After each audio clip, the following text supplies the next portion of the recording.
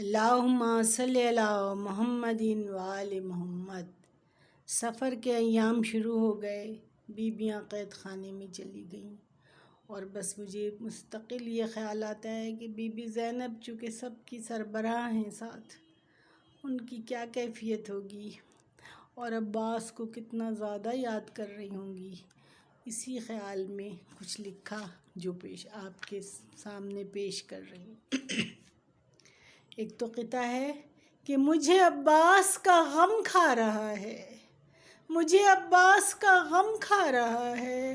کلیجہ میرے منہ کو آ رہا ہے، کلیجہ میرے منہ کو آ رہا ہے، اور سکینہ روتے روتے سو گئی ہے،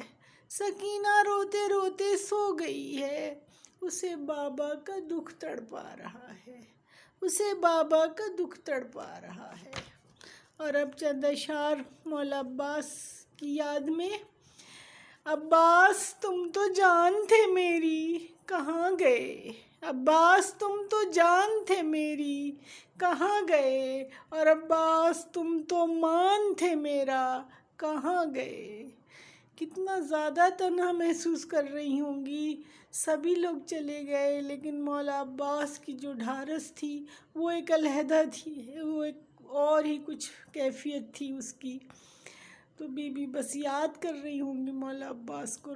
قید خانے میں۔ اور تم بن تو مجھے کچھ بھی سجھائی نہیں دیتا، تم بن تو مجھے کچھ بھی سجھائی نہیں دیتا، تم پاس تھے اب دور ہو مجھ سے کہاں گئے، تم پاس تھے اب دور ہو مجھ سے کہاں گئے،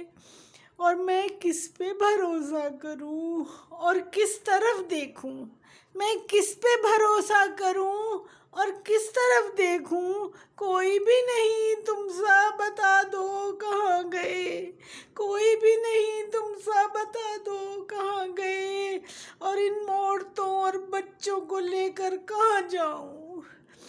ان عورتوں اور بچوں کو لے کر کہاں جاؤں، بیمار بھتیجا ہے بتاؤ کہاں گئے،